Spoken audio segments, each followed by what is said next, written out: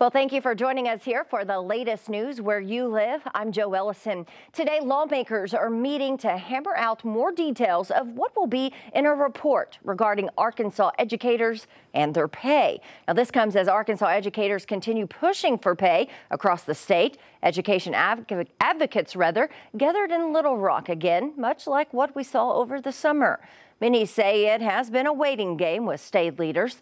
Now, back in August, some lawmakers told us that it's an issue better addressed during the upcoming general session. Many advocates, though, say if state leaders actually take action, it will help keep teachers in Arkansas and encourage future educators as well.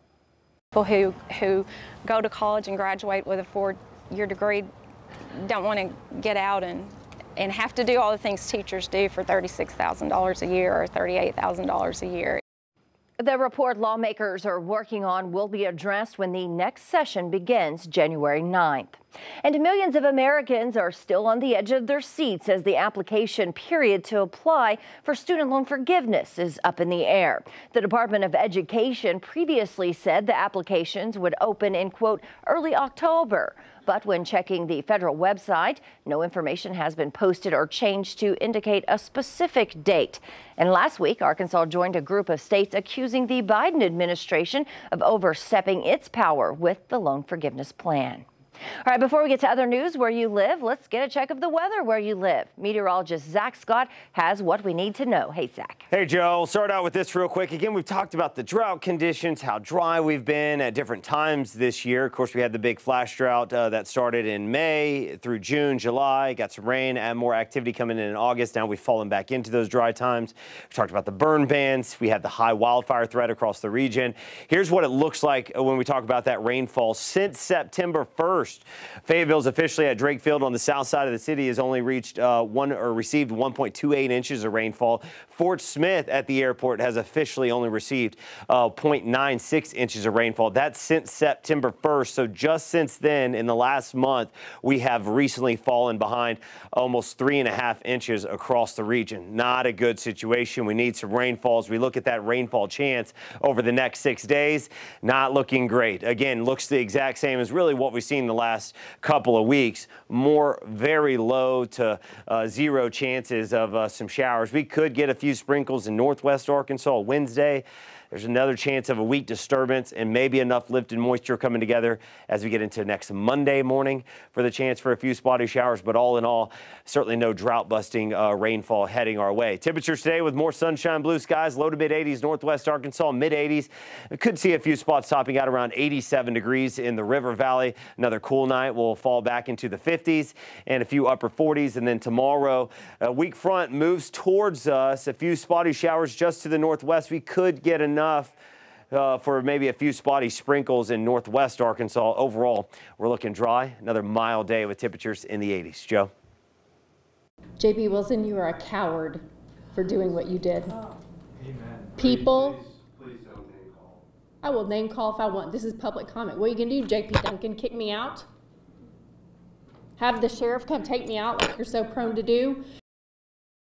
Well, you can see for yourself an explosive meeting at the Washington County Courthouse last night.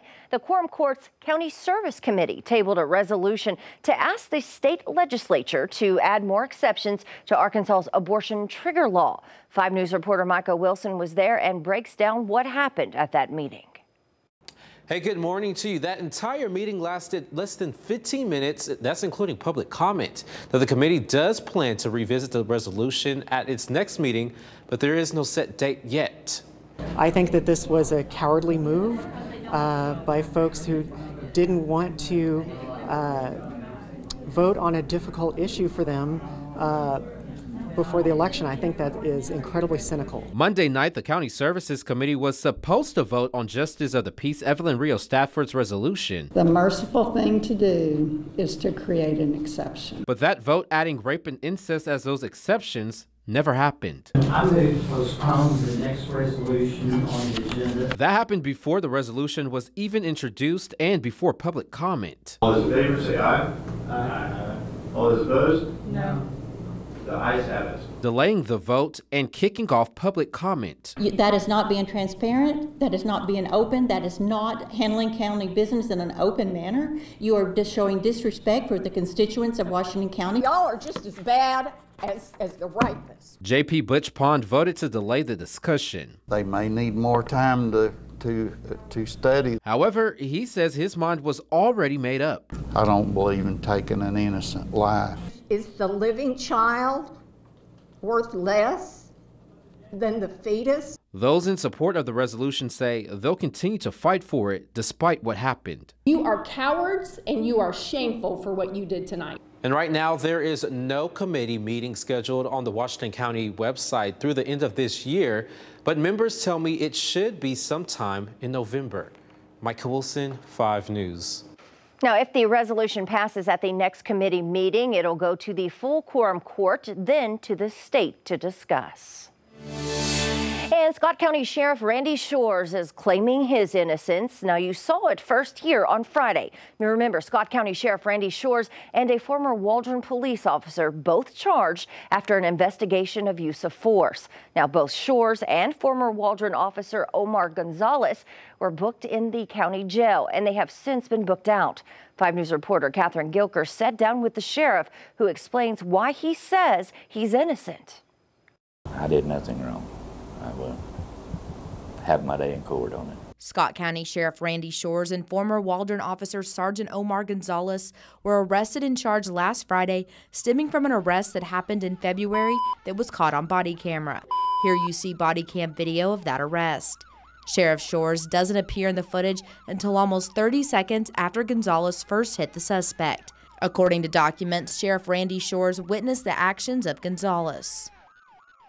I walked up on the scene, probably right in the middle of some stuff had already happened, and I walked into pepper spray, and probably the next 2 or 3 minutes I just trying to get my eyesight back. I never really saw anything. According to arrest documents, an Arkansas State Police investigator says Gonzalez used excessive force on Robert Deere during this arrest. Investigators say Gonzalez kicked the man in the back of the head and put his knee in Deere's back and continued to hit him several times in the head with his fist. I felt it was excessive. But it wasn't until a few days later that Shores says he finally watched the body cam video and saw what actually happened. That's when his office turned over a copy of that video to the prosecuting attorney's office. Didn't think a whole lot about it until they actually showed up and charged me. I hadn't done anything to be charged with. Shores didn't think he would be charged with a crime since he didn't do anything or witness what was happening. Now he faces 2 counts of being an accomplice to battery in the 3rd degree. Since the charge is a misdemeanor, it doesn't affect his job as sheriff. Sorry that Scott County got put in a bad light, and I think the outcome will be good when we go to court, because I am innocent, didn't do anything wrong. Well, that was Catherine Gilker reporting. Now, Gonzalez has since resigned from his position with the Waldron Police Department. We did reach out to him for comment, but he hasn't returned our calls. The next court appearance for both Shores and Gonzalez is planned for December. Well, thank you for joining us here today for the latest news and weather where you live.